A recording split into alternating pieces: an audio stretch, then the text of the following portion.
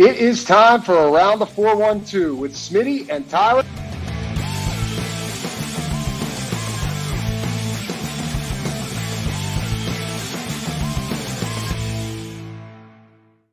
Welcome back to another episode of Around the 412. I am Tyler. With me, as always, is my co-host, Smitty. Speaking of Smitty, it's his birthday today. As of recording today, I just want to wish Smitty a happy birthday. I've seen everybody else in Pittsburgh wishing Smitty a happy birthday. If Smitty had a birthday wish or he grew an inch for every single podcast that he records in a week, he'd still be the second shortest on the show. But happy birthday, Smitty. Just wanted to tell you that on the show. I don't know if that's the first accurate, show. Yeah, I appreciate it. I don't know if that's accurate, but I do appreciate the sentiment. I appreciate all the birthday love, birthday wishes from everybody. A lot of those people probably in the audience listening or watching this show, so appreciate everybody there as well. I actually have probably going to get a little bit sappy, but we'll save that for the end of the episode when the real true diehards are still watching or listening to the show, because we got a big milestone coming up. Yeah, we got a big milestone coming up. Well, I guess not till August technically that we recorded the podcast, but the idea was kind of formed in July, and it just was kind of going through my mind, everything that has happened in our lives since then. But we'll like I said, we'll save that to the end of the show. It was just kind of on my mind as I enter my last year in my 20s, which, by the way, absolutely crazy to say. But anyways, thank you to everybody that has wished me a happy birthday. Again, stay till the end of the episode if you want to hear us get a little bit deep on here. But yeah, let's talk some Pirates baseball.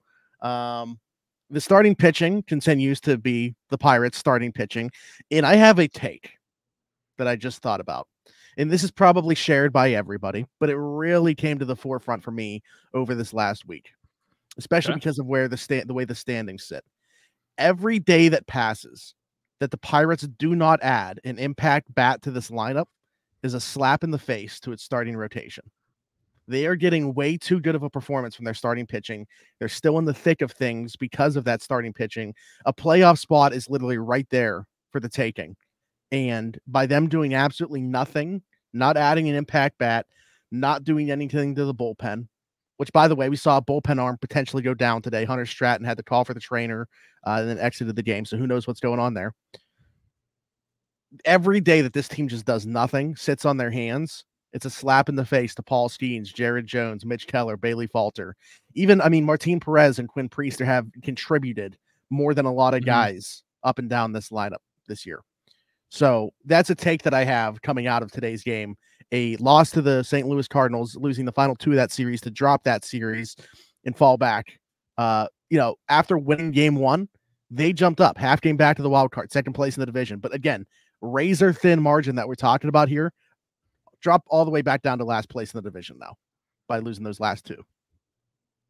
Yeah, I agree with that take. I agree with it wholeheartedly, and I'm pretty sure you'll probably hear the echoes all around the North Shore agreeing with that take. I think it is absolutely ridiculous that the Pirates continue to kind of just do nothing. Management just kind of stands pat the way they are. They're letting things roll. Starting pitching has been contending in these games, and then somehow, whether it is the offense, the bullpen, or a combination of both, either somehow blow the lead or just can never muster enough offense to be able to come up with a win like we saw a couple times in this series. And over the past week, the offense, for the most part, has taken quite the dip when it comes to their production and helping out those starting pitchers. I think it is ridiculous that they're not trying to do anything. And I think that goes to show something that I mentioned a few weeks ago when we were talking about management and potentially adding someone to this team, whether that is a bullpen arm or whether that was somebody, a bat to bring in to spark this offense a little bit more.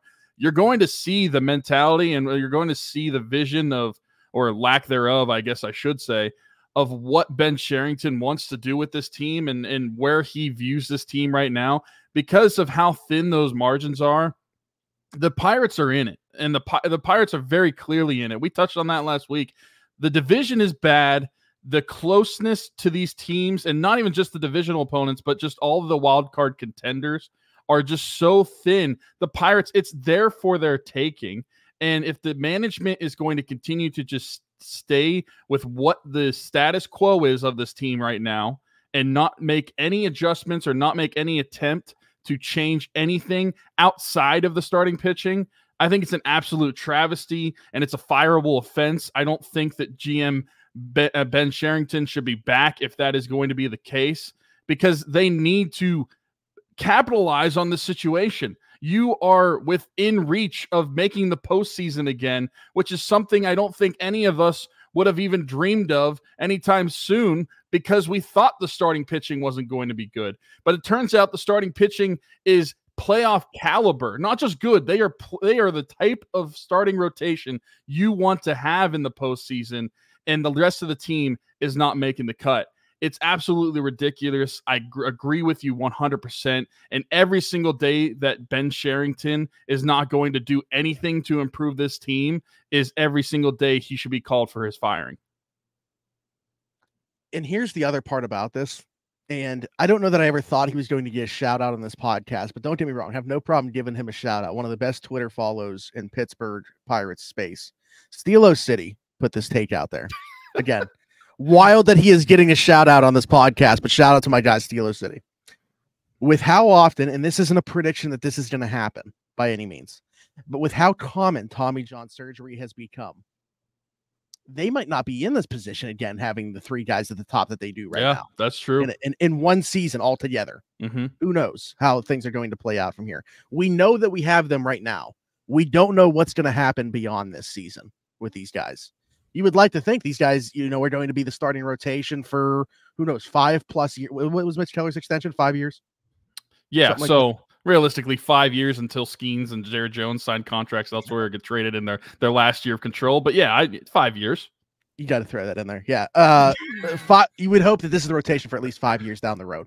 But we don't know for sure that that's going to be the case. We know that we have them in 2024 all going the way that they are going right now, plus contributions that you weren't expecting from Bailey Falter and, on down the line. Martin Perez, hopefully when he comes back from the IL, continue to be at least somewhat a steady, consistent part on the back end of the rotation. And again, Quinn Priester was pitching fine, I thought, for what he was or what he is. So, and you're talking about a number 5 at that point. You got to do something now. Like, the time is now for the Pirates to add to what this team has become. And I know maybe some of these positions you're looking at and thinking you didn't think that you were going to have to add to in 2024. Did I expect Henry Davis to be this bad? No. Am I giving up on Henry Davis? No. But right now you're not getting what you need from that spot. Jack Suwinski, my goodness. I mean, he obviously was not ready to come back up to the majors, and out of necessity it had to happen, but he is so out of whack right now. I mean, he's taking fastballs right down the pipe. Like, everything is off right now about his approach. There's so many things about this team line up top to bottom that are Brian Hayes having his worst offensive season, which again, you're paying him for his glove first and everything like that. I get that. But with what we saw in the back half of last year, then in spring training this year, really thought that bat was going to carry over. So I don't know. There's just a lot of things about this team. Maybe you didn't think that you had to buy at certain spots. You got to shift philosophy. So instead of adding the starting pitching that we thought we were going to, that transitions now. You're looking for a bat. You're looking for a bullpen arm. This team needs to be added to between now and the trade deadline. And the sooner the better. Because again, right now, each day that passes, it's a slap in the face of the starting rotation that you're not doing more to help them out. Plus, you're losing ground when you could be gaining ground. Yeah, and each day that passes, each series that passes that's within the Central against the Cardinals, the Cubs, and the Reds, it is absolutely ridiculous that you're not trying to improve just upon those games, because whenever you win, they lose, and all three of those guys are who you're fighting for a wild card spot for. And the importance of those games, like, yeah, every game is important. Don't get me wrong, but divisional games, especially whenever you are neck and neck with 3 out of the 4 teams that you're playing against in your division, they have such more importance in a series like this, where you lose 2 out of 3, and when you could have turned it around and potentially won 2 out of 3, if not maybe even get a sweep out of this, because your lack of offense. I can't even blame the bullpen for this Cardinal series. They only gave up 2 runs in those games. So it's the offense for me with this Cardinal series. That's where the problem was. You scored 2 runs today on Thursday. You scored 2 runs previously when Bailey Falter was pitching. And then even the day before, whenever Skenes was having the dueling pitching match, you only scored 2 runs in that game. So you scored a combined 6 runs in 3 games against the Cardinals. If you keep doing that over these series, no wonder they're going to lose 2 out of 3 despite their starting pitching being good. Because if your starting pitching lets up 0 runs, you cannot rely on the bullpen to win you a game by only giving up 1 run in a game if you can't score anything. If your offense isn't going to be able to score at all, that's going to be a problem moving forward. And over the last 7 weeks, I was looking at this week's stats offensively, and there was a significant dip for a lot of these players. Like you mentioned, Bryan Hayes, who I thought had a little bit of a streak going when he first came back from injury. That's completely gone. That is totally gone. He's batting .095 over the last week, and his on-base percentage is the exact same as that. I understand that he has great defense, but that is an absolute ridiculous number to have with the contract that he has, with the caliber of player that he should be, what the expectations were. How are you still this bad behind the plate? Or not behind the plate? And also they're hitting him first or third. Like he's hitting in an impact spot in the lineup too. Like he needs to be no higher than 7th in the lineup. Until something I agree for changes. the time being. Yeah. But this is to me just it's ridiculous. No, I just think it's ridiculous that then that's part of the problem. And so you look at the management and they're not doing anything to change it as far as like adding an arm or adding a bat go. That's one thing. And then you look at the management of the team from a game by game perspective and some of the lineup decisions that they're making, keeping guys higher up in the lineup when they shouldn't be, and not having the gall to be able to send someone like Bryan Hayes down further in your lineup. I don't know if it's just because of the status that Bryan Hayes has in that clubhouse, the contract that he has, that they feel the obligation from Shelton to be able to play him at that 1 or that 3 spot in the batting order. But they need to be able to send that guy down. They need to be able to make him the 8th hitter in your lineup, the 9th hitter in your lineup whenever they're struggling, because they need to set a precedent that this is not okay. And for what I've seen, the Pirates, from the organizational standpoint, have said to me that these results are okay because we're not doing anything to change it. To me, I look at the landscape of baseball right now. Some of the names people are talking about being available, like, does Bo Bichette make sense specifically for the Pirates because he's a shortstop? I don't know. I mean, you got the DH spot, obviously. If Vlad Guerrero Jr. is available, I mean, throw everything that you can for Vlad Guerrero Jr. Luis Robert from the White Sox, we know he is available for sure. Any of those guys, right? They would be a game changer in this lineup. What's going on, everybody? Smitty from around the 412, and I just want to take a quick second to give a shout out to our folks at Game Changers. Their logo on the screen right now, right above my microphone. Over 2,000 different designs in their catalog. Luxury heavyweight material. I am wearing one of their shirts right now. Best vintage t-shirts in the game. Head over to gamechanger.la or pick6.la to pick up some shirts. And guess what? Use code AT412. Save yourself $10 on your order every single time. Again, gamechanger.la or pick6.la. Best vintage t-shirts in the game. Check them out. And I don't know if they're going to add like that caliber of impact bat. Obviously, like, again, you brought that up at the beginning. Who even knows how serious this team is going to be about adding at all, let alone that caliber of player? So that is, like, to me, a whole separate conversation. You brought up at the back end of that, the in-game management. How about again, though, today? And again, I understand Derek Shelton doesn't have the horses. I feel like I've absolved him of a lot of blame this season with the way that the team is constructed. But not so much the lineup that they threw out there, which was atrocious on the surface. But, like, that's a whole, again, that can be its own qualm. Nick Gonzalez, Andrew McCutchen, Connor Joe, none of them saw a plate appearance today. When you're trying to win a series in St. Louis to get 2 out of 3, when you are where you're at in the standings fighting for a wild card spot. Again, I get it's June. We're not talking about like a pennant race in October or anything like that.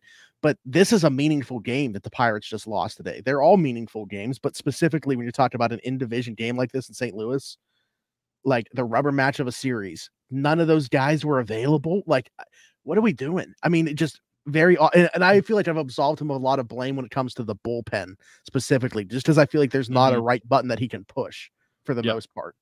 But yeah, today was to me one of the most atrocious days that he's had as the Pirates manager. From the lineup that he put out to start, and then no in-game adjustments in terms of that. Like, I don't know if they just went into today's game saying McCutchen, Joe, Gonzalez, no matter what, none of them are getting in a bat. None of them are available today.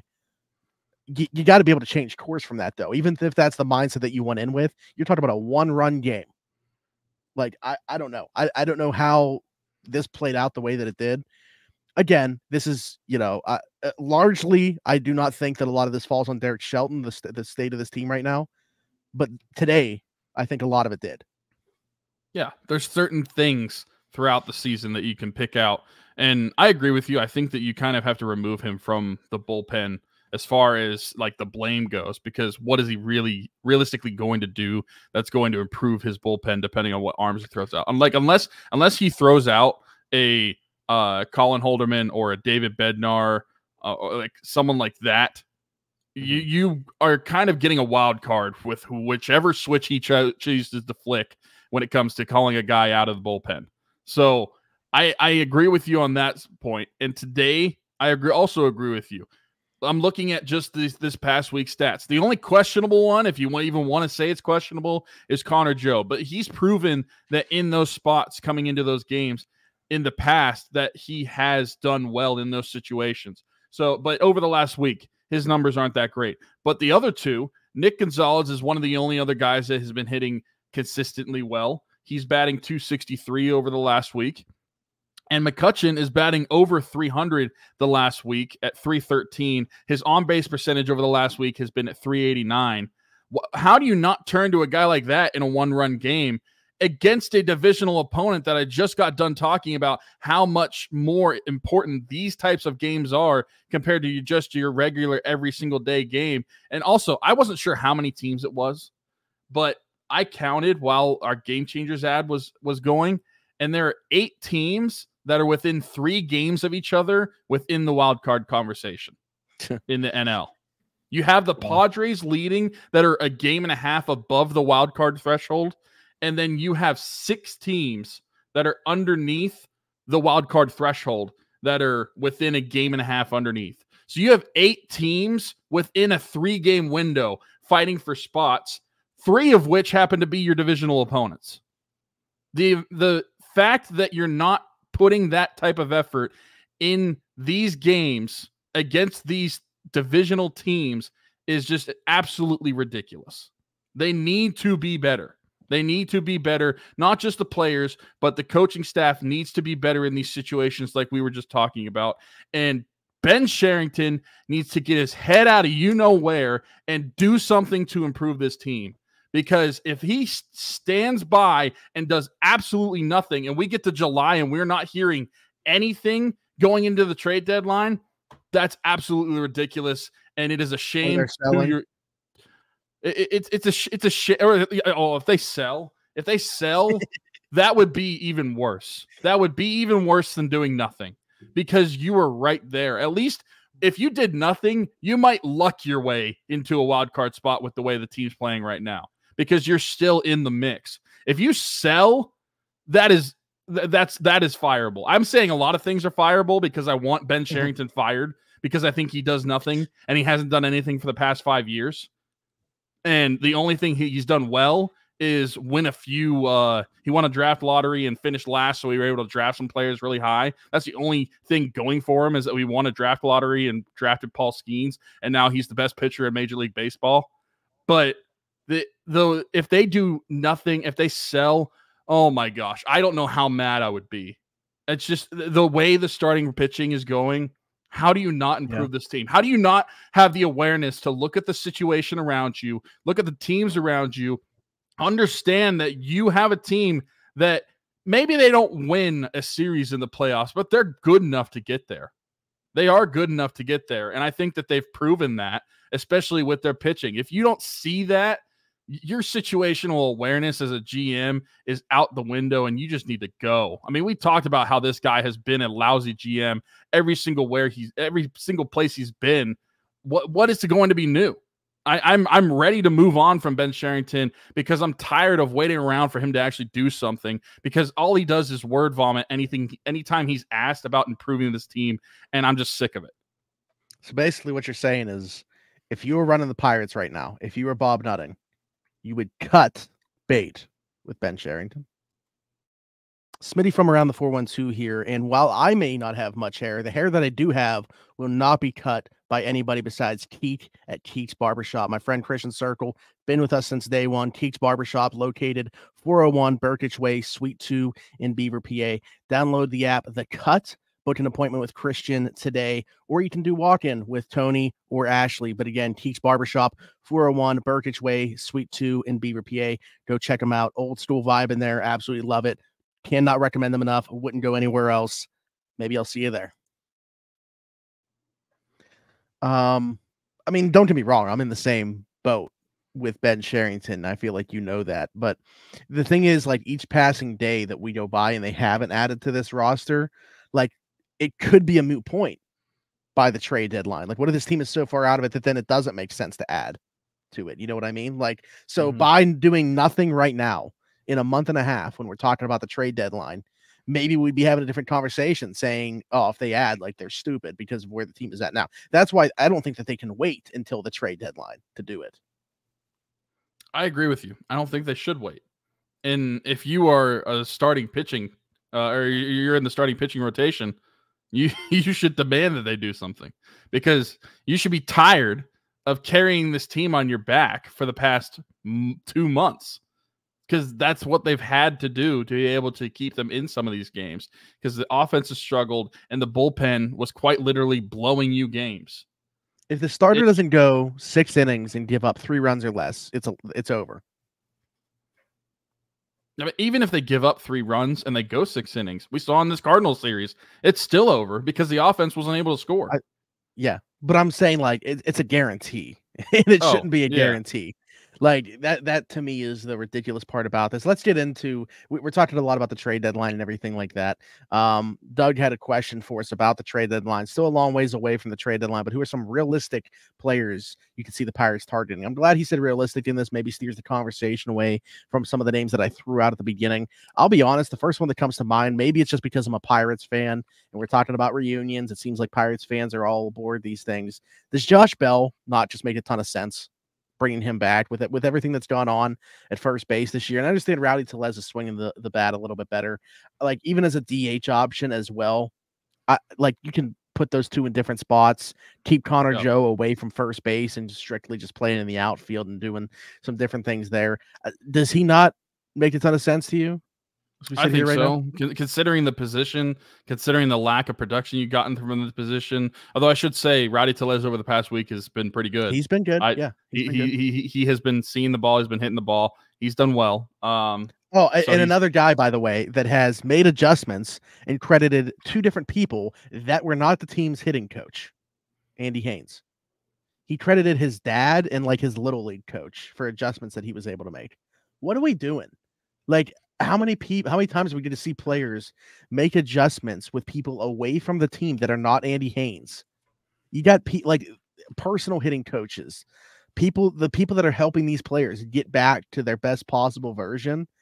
It never goes back to Andy Haynes. Follow the paper trail. Nobody is crediting Andy Haynes for an offensive turnaround. If Henry Davis ends up being able to turn it around, he's probably going to attribute things that he got back to in AAA before coming back up. Jack Suwinski might be a lost cause at this point. I don't know. Clearly shouldn't have came back up when he did anyway. But he's going to go back down to AAA, I assume, once they have the bodies back that they need to do. If he figures it out down there, guess who he's going to attribute to getting his swing back? He's going to credit the people down there. Like, I don't know what we're doing here with the Andy Haynes thing. But anyway, yeah, Josh Bell makes sense to me. I was going through some other ones here, trying to get a few other names that I thought made sense. I think that, like, if you're looking for bullpen arms too, I don't know. The bats are where I'm a little bit torn. If you're looking for bullpen arms like Carlos Estevez out of the Eagles, I'd be looking for like a back end of the bullpen arm. So a guy that can pitch like 7th inning or beyond. I don't know where you're at. My confidence level with Chapman, I don't know that's still quite there. Like Holderman and Bednar, I really like. I'd rather have Chapman be more of like a lefty situational guy than just like a set in stone 7th or 8th inning guy. You can use in like the 5th or 6th inning specifically for lefties, or the 7th if it's specifically against the lefty. So I think like Estevez, Kyle Finnegan could make sense. Tanner Scott for the Marlins could make sense if you're looking for arms. The hitters, man, I just don't think that there's like a ton of them out there. Do you think it's possible with the lack of what they're getting from Henry Davis? I don't think it would happen. I think that they got to find a way to, help him work out of this and just roll with him and Grandal. And you're probably having Joey Bart come back. But like, do you think catcher's on their radar at all because of the lack of production that they're getting there, or no? It's tough to say. And which, I mean, I'm not really answering your question with this, but it made me think of another question when I'm thinking about catcher. How much does Endy Rodriguez getting hurt affect how this team's playing right now? Yeah, I was really excited for Endy. Who knows? Like, I don't know that I expected like a bunch from him this year, but I was just excited to see like a full season. Like, I don't know how he'd be performing, especially offensively, but I think he'd be the best defensive option that they had behind the plate for sure. Like, as much as teams are stealing against the Pirates, as many passed balls as we've seen, like, I don't think that you see that with Endy back there. I think that's probably where you're missing Endy Rodriguez more than anything is on the defensive side of the ball. So I think it could certainly change things, probably the way that the staff's being handled. I don't know. Yeah, because, like a guy like Danny Jensen came to mind from the Blue Jays if they really are going to be selling, but I don't know if we're going to look that route. Tommy Pham, we know the White Sox are going to be selling. He'd be a cost-effective guy, only making $3 million, only under control for 2024. I'm kind of just going down like Bleacher Report's top 25 board here of most likely guys to be traded. Oh, wow. Christian Walker's on this list. I mean, I don't know that would happen. Probably, again, a little bit out of their realm for what the Pirates are looking to do. And then we're really getting out of it here. So, I mentioned Josh Bell. I mentioned a lot of bullpen guys. I'm just looking for another hitter that makes sense. Tommy Pham certainly does because, the outfield, if you're ready to, I don't want to say give up on the Suwinski thing, but at least for 2024, just admit you're probably not getting production there. If it's an outfielder, Tommy Pham makes sense for sure. Tyler O'Neill maybe with the Red Sox, obviously familiarity in the NL Central with the Cardinals. What about Brent Rooker from the Oakland A's? Oh, I'm on board with that. Yeah, outfielder, he's only got $750,000 this year, and then he's got 3 years of arbitration left. Yeah, see, that is and that's a Pirates move right there. You got the arb years of control. Yeah, I wonder what the cost is there, though. I feel like he's still kind of I don't know about highly touted guy, but they're not going to give him away for pennies on the dollar. I don't think. No, but I do think, like, as much as we say as Pirate fans that our prospects are valuable, I do think that if we want this team to improve, and Pirate fans have been very clear they want this team to improve, and they do have the team to do it, we're going to have to part with some of these coveted prospects that we have. And if it's what it's worth, actions speak louder than words. Ben Cherington said as much. Like, he said, we are willing to trade prospects for MLB players. Any team has to be willing to do that to improve their roster. So that's good to at least hear him acknowledge that. We'll see if he actually puts it to practice. Yeah, well, Brent Rooker, I actually like that idea a lot because you do get the arbitration years. This year, he's 29 years old. He's batting .263, on base of .346. He has 40 RBIs on the season, 13 home runs, a couple stolen bases. So he would be an upgrade of your offense. And whether he plays DH or if he's in the outfield, like, he would be an upgrade offensively, a more consistent bat in the lineup. But they've got to add somebody, and they've got to be willing to move on from prospects. If you're able to get a guy like that, that's not a rental, that is also that you have the years of control for, you got to be willing to give up some of the potential prospects of the future to be able to win now, because that's the only way that you're going to improve this team. If we want them to make a trade tomorrow, which, believe us, we do, we want them to bring in somebody right now, but you're going to have to be able to have the gut to be able to get rid of some of these prospects. I don't know if they're actually going to do it. I don't believe them when they say that they're going to do it. And then that's just my personal opinion. I did. And maybe that's just because I can't trust anything Ben Cherington says at this point. 5 years in, he's just given me no reason to believe anything that's going to actually happen under his regime. I mean, that's fair. And that's why I said actions speak louder than words. We'll see if anything comes to fruition for them, but I think it has to. I mean, I just don't know how you sit idly by and watch your playoff hopes disappear with the starting rotation that you have and have had the entire season. So I don't know. That's all I got on it. That's all I got on the state of the Pirates for now. Friend of the show, friend of the program, good friend of ours. Actually still in contact with him. Just texted him the other day after he got called back up. Jeff Hartley with the Pirates going to Colorado are going to see him in the very near future. So big shout out to Jeff. Hope he gets to reconnect with some of his guys. Very excited about that. It's a shame it's not in Pittsburgh, though. Would have loved to have been able to see him at PNC. Yeah, I wonder if he still has My Athletic login. I forgot about that. I forgot about that.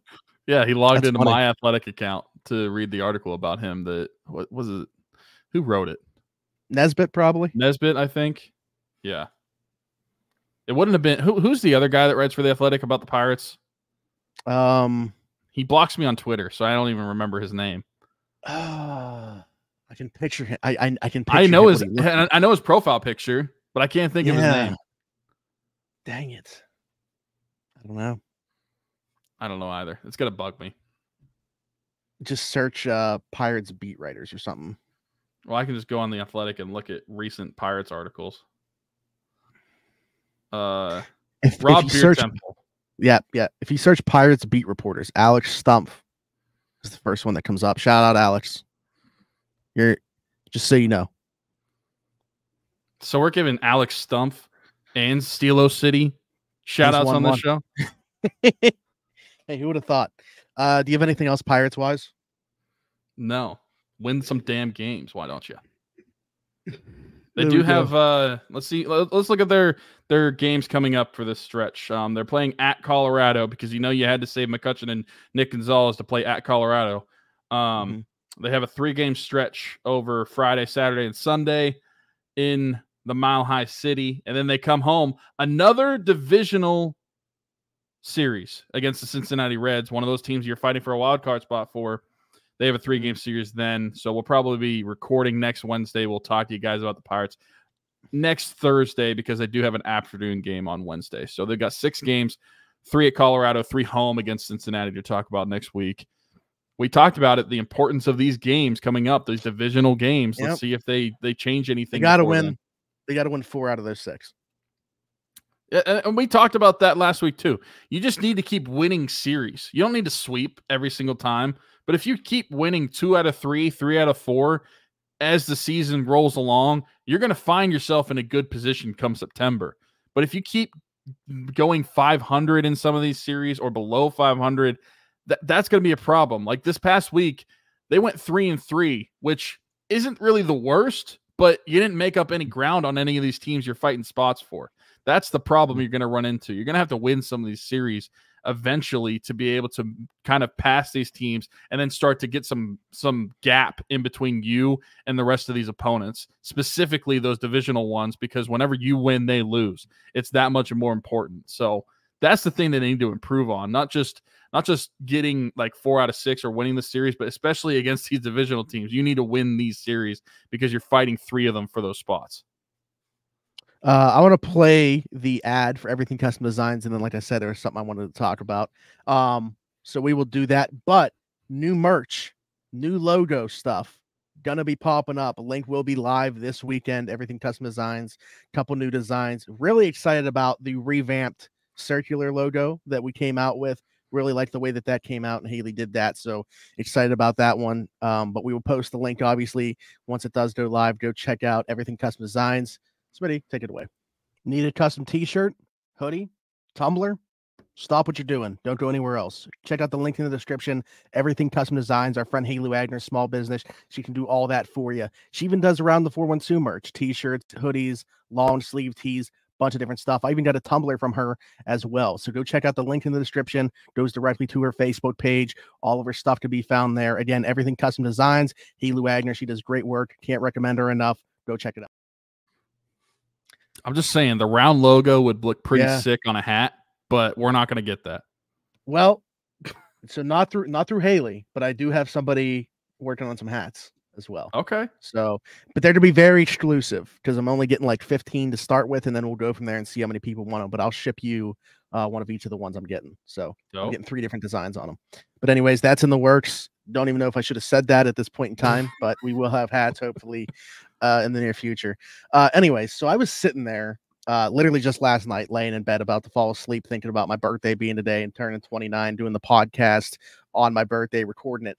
And I was thinking about all the things in my life that have happened since we started this podcast. Like, this is probably something that we should talk about on like an anniversary show, like once we pass the 7 years, like we're about to this summer. But it was on my mind, so I just wanted to talk about it. I mean, think about it. I had just turned 23 when we started this podcast. I turned 29 today. The amount of loss in my life that I've also had, my cousin, a dog, the amount of life that we've had. My nephew was born during this podcast. I have a new niece on the way now with my younger sister, which at the time was a teenager still, my younger sister, when we started this podcast. You've moved twice. You've gotten married since we started this podcast. Relating it back to sports, TJ Watt hadn't played a snap of football yet when we started this podcast. So many things in life, in the world, to even get deeper than that, have occurred in the time that we started this podcast. And I'm just so grateful. And when I see what's happening right now, specifically with the Steelers show, and I hope that it carries over to the other 2 shows as well, with the way that it's gone over the last month or so, with the numbers on the channel and the love and support that we've gotten lately. But it's just crazy to think what this thing started out as in 2017. And I'd be remiss if we didn't give a shout out to our guy Herb, who started this thing with us and was instrumental. Like, I don't know that we really get this thing off the ground without Herb and the podcast equipment that he had right off the jump, and the idea that we had right off the jump. This thing was supposed to just be a hockey podcast. So again, talk about this on the Pirates podcast. The Pirates podcast wasn't even like supposed to be a thing, the original idea of the show. So yeah, I was sitting there last night, like just kind of getting emotional about it, thinking about, how many things in my life have changed from the time that we started this podcast to now. And again, as I enter the last year of my 20s, it was just fresh in my mind. And I was like, man, I don't know if I can bring this up or if I'll remember to bring this up in, 2 months when we are talking about hitting our 7th anniversary, which again, coming out of my mouth right now is crazy to say, our 7th anniversary of recording around the 412. I don't really know how I can prove on that, but I will say you had just turned 22 when we started this podcast, not 23. Oh yeah, you're right. Been even Never longer. Yeah. 2017. It's been even longer. Yeah. I mean, a ton of stuff has happened, and I'm 100% with you. We need to give a shout out to Herb. Herb, for all of you that do not know, is the father of the name Around the 412. Originally, our best idea that we could come up with was Around the Berg. And luckily that someone had already started a YouTube channel and had a Twitter account for Around the Berg, because we were able to get Around the 412 after that, after Herb had suggested it.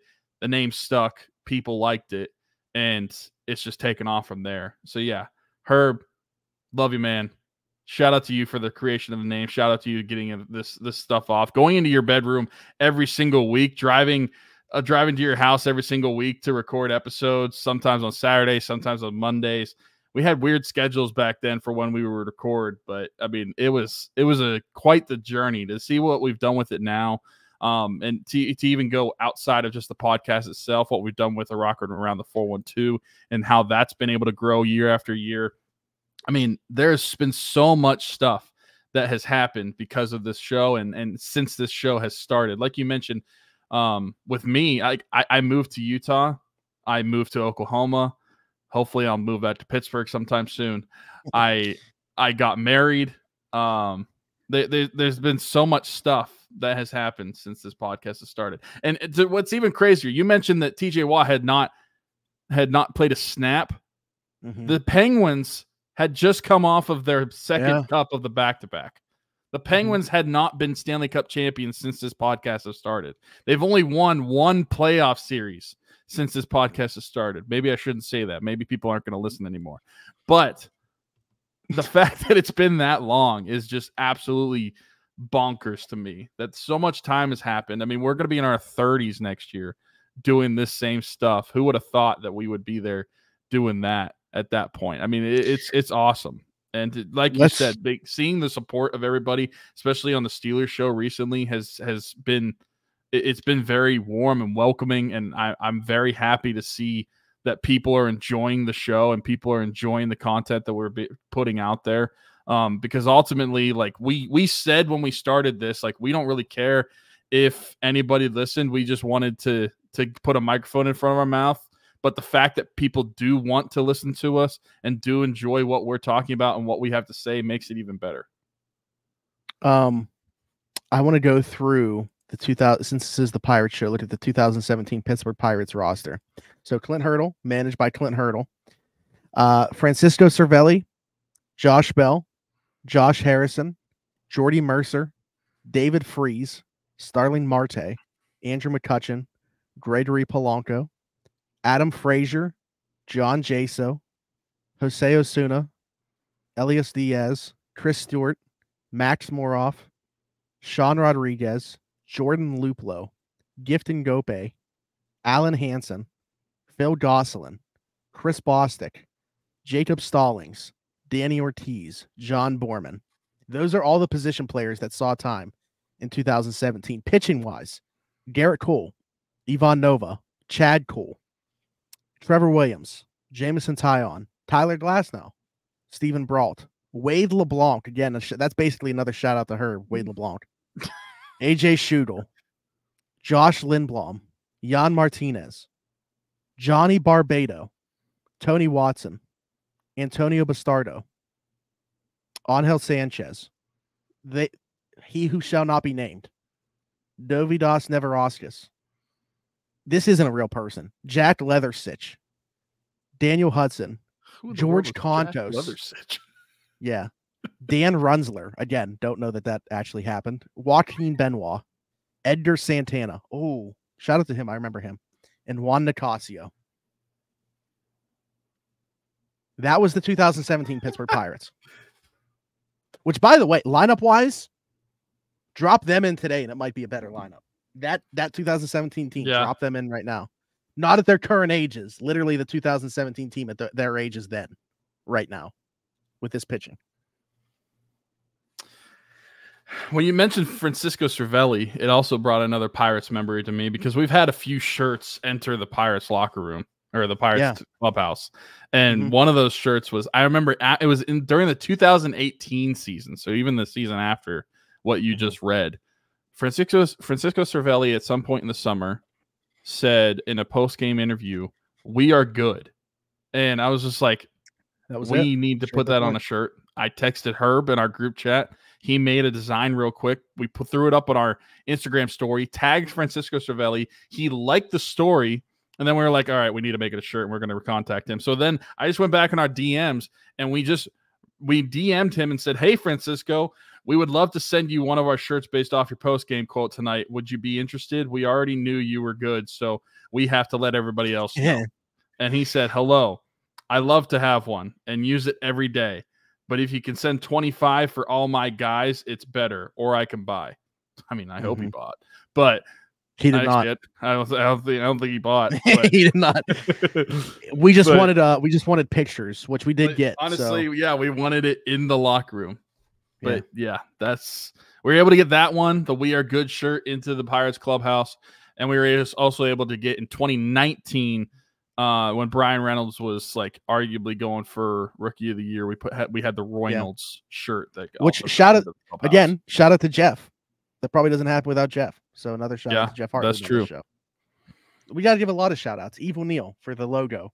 I mean, there's a lot of people that have been a big part of it. There's probably a faction of Pirates fans who don't even know who Eve O'Neill is if they're new to Twitter. It's sad. It's a sad life to live to not know who Eve O'Neill is within Pirates Twitter sphere. All right, 45 minutes. This is as long of a Pirates episode as we've had probably in the 7 years. Yeah. Of doing this, especially like separately like this. So we would get out of here. Be sure to like, subscribe, hit that notification bell if you are watching on YouTube. Remember when we used to do 2-hour episodes? Yeah. After with you having to make the drive there and back, like it was an entire day dedicated to recording round 4 and 2.